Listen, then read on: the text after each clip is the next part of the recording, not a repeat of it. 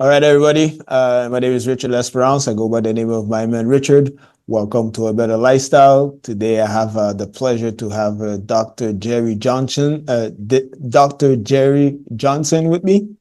Uh, she's been through hell and high water, and she survives everything that she's been through.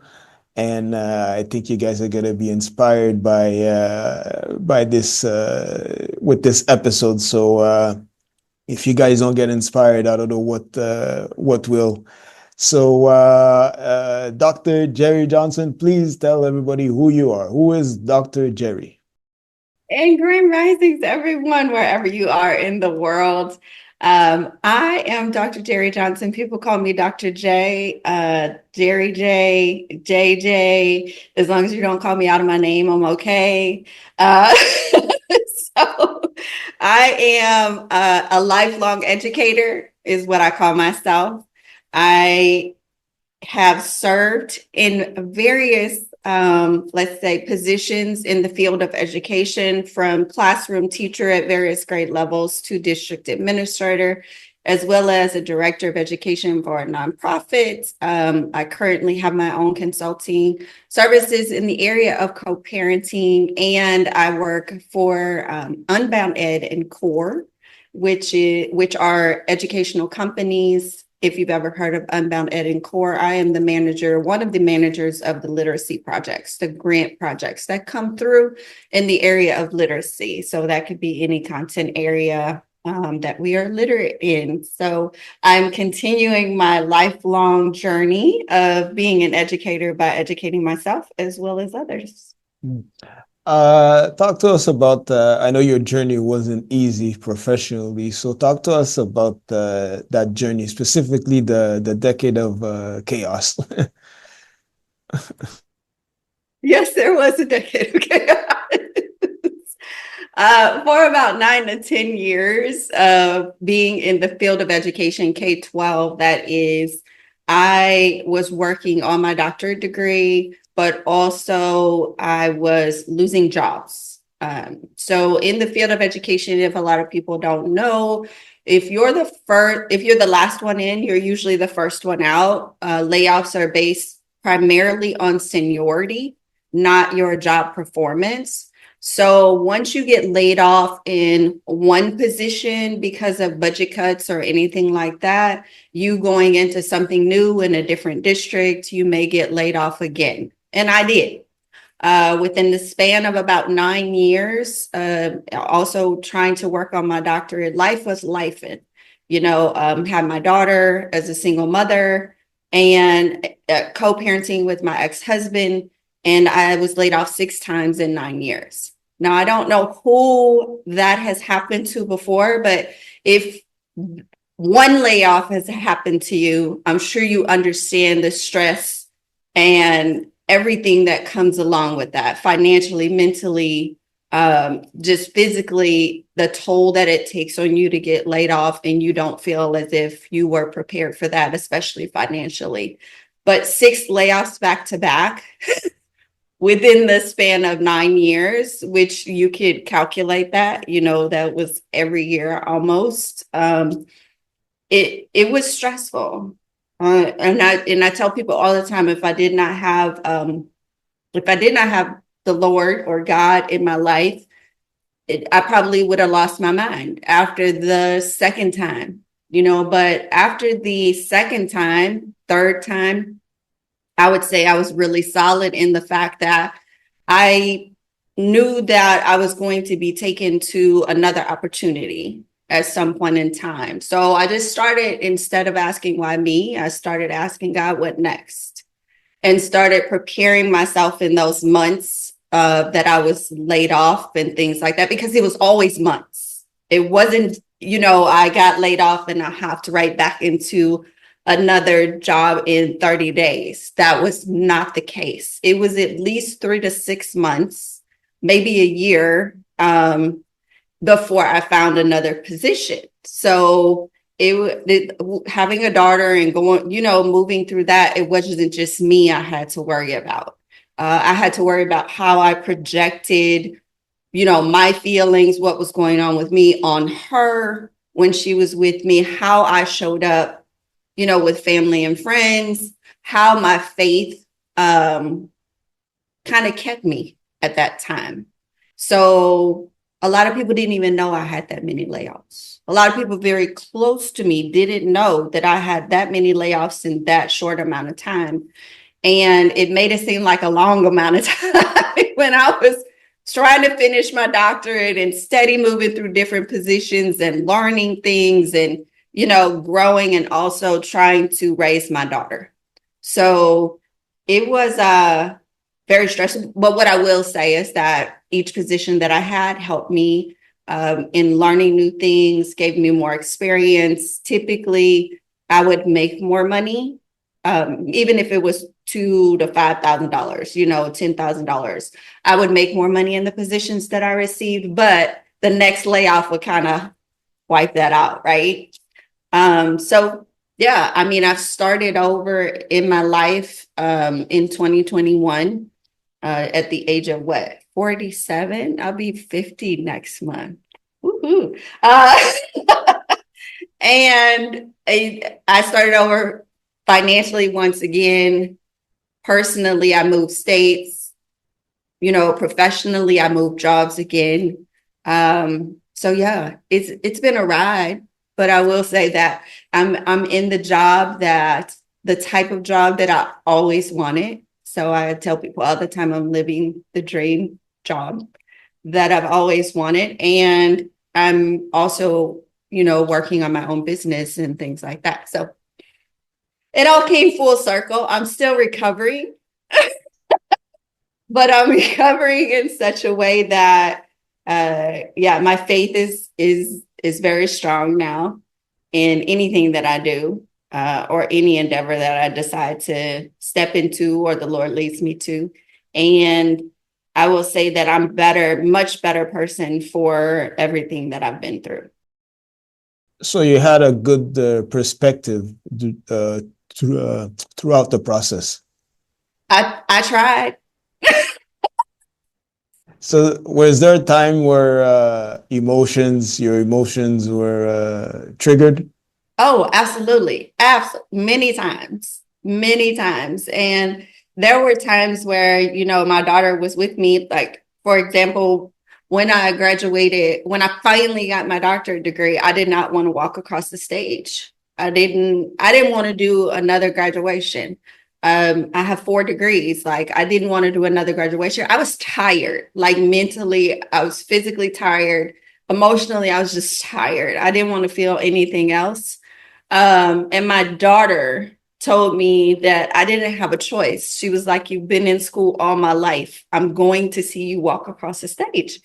And so I walked across the stage for my doctorate degree, for my PhD, for my daughter, because, and in that morning, I cried because, and when I walked out of the bathroom, she knew it. She was like, "You were crying." And I said, "Yeah." I said, "It's been a long journey, sweetie." And she was like, "I know, Mom." And that's why she wanted me to walk across the stage, because she felt like, I've seen you through all of these degrees, all of these layoffs. She was like, "You are going to celebrate this. This is something that you got to do." She got to see me defend my dissertation. She came to my defense with my mother. And it was just something that she actually made me do. And yes, that morning I broke down, amongst other mornings that she might not have been there, because it was just overwhelming at times. But you cry, you let it go, you release things. You have to release things, whether it's crying, whether it's you go out and run, or you go work out, or what I'm saying, you go paint. There's certain things that we all do to release stress and to release emotions. And sometimes it's crying, and you have to release it in order to just let it go and let that energy out, so that you can refill with another energy. So that negative energy needs to be released. so that the positive energy can come in. Was the transition hard, like between those layoff, like facing uncertainty and change? Like some people have a hard time embracing change. So was that difficult? It was very difficult. Each time I got laid off, I might have to move. My daughter, we had a lot of moves. I might have to downgrade in a car. You know what I'm saying? Or we might have to make sure that we're on a very strict budget, which I call balling on a budget now. There's this, there's just certain ways that I started to frame things that were more positive in a more positive light, because words matter. Like the energy that you put out with certain words matter. And, that energy comes back to you. So I really started to think about myself and how I was moving through those things. The transitions were difficult. I had to make some lifestyle changes. I had to make some life changes. I had to make some mental mindset changes. And now in any staff that has worked with me, they know that one of my biggest sayings is change is the only constant that we have in life. So you have to get comfortable with uncomfortable. And once you get comfortable being uncomfortable, there's hardly anything that is going to knock you off your seat, right? There's very few things that will be able to knock you off your game if you are okay with uncomfortable and you're okay with change. Excuse me, it's just moving through that and thinking through it. It's like a strategy game in your mind. Like, how am I? You actually have to sit down and get quiet with yourself. And a lot of people are not comfortable with sitting with themselves. So that makes it difficult for you to think through these difficult times. There's been many times that I've lived in survival mode, made bad choices, because when you're in survival mode, your brain cannot think really strategically or logically. You're off emotion, right? And anytime we let our feelings be our guide, our soul guide, that is not a good thing. And I'm sure you've heard the saying, like, feelings are wonderful servants, but not, great. Let's say it just guides to the decisions that you need to make. So it's good for us to feel things, but we can't always operate solely in feelings. We actually do need to think about things. I think one time, correct me if I'm wrong, I think you were doing three part-time jobs at one time. So for someone who has 4 degrees, how did you process that? Tell you what, it wasn't easy. It was not easy at all. I'm sitting up here like, honestly, like, what the hell? Like, I have a PhD, and why is it hard for me to get a job? But people do this every day. We think that degrees actually are going to, get you jobs. You're actually going to be okay if you have multiple degrees and this, and that. No, I have multiple student loans as well. That's still a financial thing that I have to deal with, right? After getting degrees. And then I get laid off and I can't find a job because people think I'm overqualified because they see all of my degrees. And I made a post about this on LinkedIn, like, how are you overqualified for a job? I don't understand that word. I don't understand how I'm overqualified for a part-time job. Like, literally, I was so thankful that the managers that I worked for actually, or the supervisors that I worked for actually, they liked and they respected my expertise. So they hired me for these jobs. Like, when someone tells you you're overqualified for something, I think 2 things. Like, you think I want to take your job and you're scared of that because I have degrees that you don't. And or you have this idea in your mind of what I am because I have degrees. Either way, it's not a good thing, because that's passing judgment on somebody just because they have degrees.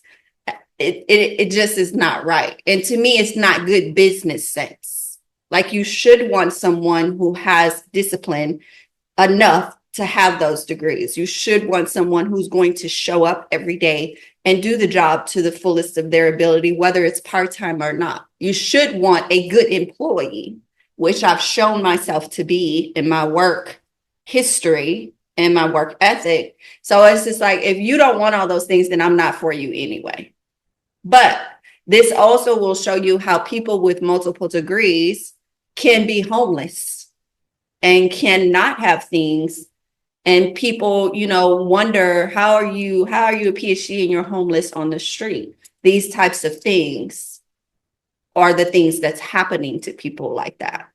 So, I really experienced firsthand the bias that people have against people with degrees that just want a job.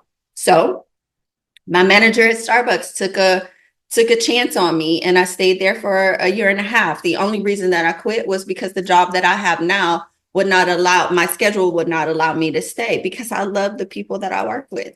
The two supervisors that hired me for the 2 part-time consulting positions with schools across the country took a chance on me.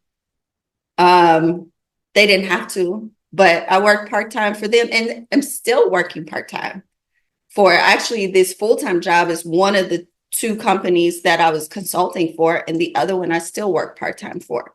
So it's just like, if those opportunities didn't come through, I just knew that those environments were not for me anyway. However, it is a hard pill to swallow, that you did all of this work and the type of employee that you would be, and people just don't see that because of pieces of paper. I almost hate resumes at this point in time. I do. And I don't even want to put certain experiences that I've had on there, because I know how people can see it. Even your name having a cultural, twang or saying, or however you say it, pronunciation to it, can cause people to just put your resume to the side. I wish we could do better in our human resources and in our interviewing processes, to be able to actually see the person and go off of, what they've previously done and how they've behaved in positions, rather than a piece of paper, because that can be very wrong. You can have the worst person with a glowing resume, and they, are trash in a job. But my resume is still glowing. I do well in interviews, so I've been told, and people won't hire me because they feel a certain way about me having degrees. It's just a real shady process. I don't like interviewing for jobs, but I mean, you have to do it if you want one. You talk about a little bit of what everything that you went through, how it made you. What are the muscles that you've built along the way throughout that process? Let's see. One of the biggest things that I have built, become stronger in, is building relationships with people. It doesn't take me long to connect with someone. I've gotten a lot better with that, even though I worked with children for, 2 decades, working with adults as well, parents, community members, different types of people in different organizations, from the CEO to the line staff that's out in the community doing things. One of the things that I believe that I've become pretty good at is building relationships, off the bat. The other thing that I've kind of strengthened in is, once again, my faith. Whatever that is for you, universe, Buddha, what have you. My faith in God and my relationship with God, I've really strengthened. I still question, like, okay, this is really what you're telling me to do. Like, okay, but I still question and things like that. I don't know as humans if we will ever get to the point where we don't question, but I think that you ask the right questions. A wise person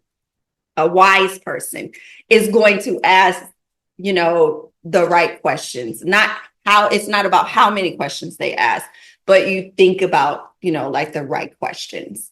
So that's another thing, my faith. The last thing that I would say that is very important that I built the muscles for was, how can I say this?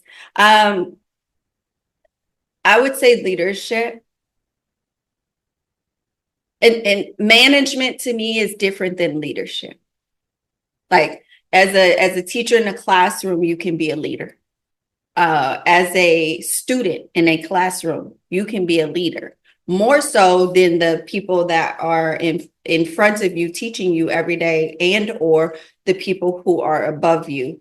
So my muscles for looking at situations and seeing different perspectives and all of that type of stuff, all of the positions that I've had have been so varied that I have different perspectives each time I look at a situation. So my lens is so, let's say it's not distorted. My lenses, I have multiple lenses when I look at things and when I look at situations just in my personal life or in professional life. And so many people are tunnel vision on either what's going on with them personally and or what my position, what I'm supposed to be doing in my position. And I say all the time to the team that I work with, I call it our dream team. Everything affects everything. So if I make a decision about something that I need to do in my position, I'm going to talk to this person, and this person, because that's going to affect them in some way. So building my muscles for that was very important also in my co-parenting relationship with my ex-husband. Also very important in looking at situations with my daughter as she moved into adulthood and, being raising and coaching an adult child, because I have to take other perspectives and look at those before I am able to coach someone, to give someone advice if they're asking and things like that. I cannot look at it just from what I've experienced.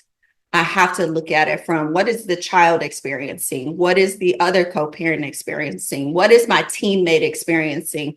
Or what's going to happen if I make this decision? Who does it affect? How does it affect them? What are the, ramifications for that and things like that? So my brain works differently now that I've built those muscles of leadership. Okay. I know you like to start the week on the positive side. Talk to us about that. I think you have your happy Sunday, like the new possibilities and all that. So talk to us about that, so people can be inspired each week. Yes, I do. I know it probably gets on some people's nerves, but most people like it. So I say grand risings a lot. Rather than good morning. I interchange depending on, what's comfortable for other people. Some people are not comfortable with that, and that's okay. I don't have a problem with that. And I do try to start the week off well. On Sunday, I consider Sunday the new week. Some people consider Monday the new week, and that's fine. I'll do it both on Sunday and Monday. So I say it's always a new week of new possibilities. And I say that because every hour of our day, things change or could change. Within the next 5 minutes, something could happen that could impact the rest of my life. And it could be good possibilities I'm not focused on the bad, but I believe that Sundays and Mondays start a new week of new possibilities. That means that in this week, you can accomplish all the things and even more that you have set for yourself. I always have a list of things that I need to do for the week. Sometimes I have little post-its, like I have little post-its now, what I need to do for the day. My calendar, if it's not calendared, it's not going to get done. Like that's kind of the way that I live my life. So I just have certain things that I do for myself, affirmations that I have kind of everywhere to remind myself to be grateful, because gratefulness is one of the high vibrational feelings that we have. Be grateful. Try to be as positive as I possibly can be. Don't get me wrong. I will go down a rabbit hole every now and then on the negativity. Don't think it's all, roses and daisies. It's not. But I try my best to bring the positive energy to rooms that I step in, because I like to be the thermostat. I like to set the temperature. So I say, and I start my week with those types of things. I say happy hump day on Wednesdays, happy Friday on Friday. So I just like to start my day with those types of things, because I recognize that as the day goes on, anything is possible. And I want to leave people better than I found them. In 2 minutes, what with everything that we talked about, what would you like to leave a deposit that you would like to deposit to the audience in regards to your journey and all that? The biggest thing today that's coming to my heart is, y'all, life is not easy. And no one's expecting you to be happy, positive, all the time. However, the gratefulness that you show to others, the happiness, the positivity that you show to others, once you get in a routine of doing these types of things, whether you meditate, whether you have affirmations, whether you haven't started that or not, when you get into a routine of doing those types of things daily and throughout your day, your body and your mental state can't help but grab onto that. Okay. So we all are going through something every day. Everybody has a struggle, even me. I may be positive and things like that, but there are struggles that all of us go through every day. And I think we need to just recognize and be kind. I'm not going to say be nice, but be kind to other people, because that energy comes back to you. You can't imagine all of the stuff that I've been through, and you haven't heard anything tragic or anything like that, but all of the things that I've been through still have the same stress, still have the same, could have the same impact on my physical body, my mental state, my emotional state, all of that. We all are built differently to handle different things. And God wouldn't bring you to it if he wasn't going to bring you through it. So think about how you can inject gratefulness, happiness, positivity, things like that into your day. Doesn't even necessarily have to start with other people. Just start with yourself, because this life will take you down if you allow it to. It will seriously take you down. We see it every day. People are leaving this earth in different types of ways and very unhappy. One thing that I would charge you guys to do is, if you had to leave this earth without your consent, which most of us do, okay? Think about how you want to leave. In what state would you want to leave? What feeling would you want to leave, or legacy would you want to leave for the people that you have to leave behind? Start with that. What is it you want people to remember about you? And then move into doing things daily to get there. That's what I would say. Where can people learn more about you and follow you? Oh, great question. So I am on LinkedIn more than I'm on anything. I have an Instagram page that I just started for my LLC for co-parenting, which is Educate You LLC. So it's EJU, C is in cat, the number 8, and then U LLC. And that's on Instagram. And then also I have a website for my co-parenting work, which is called commonsensecoparenting.org. So you can reach me those 3 places if you would like to talk, have a discovery meeting or anything like that, or just pop in and look at some of my videos because they're pretty interesting. Great.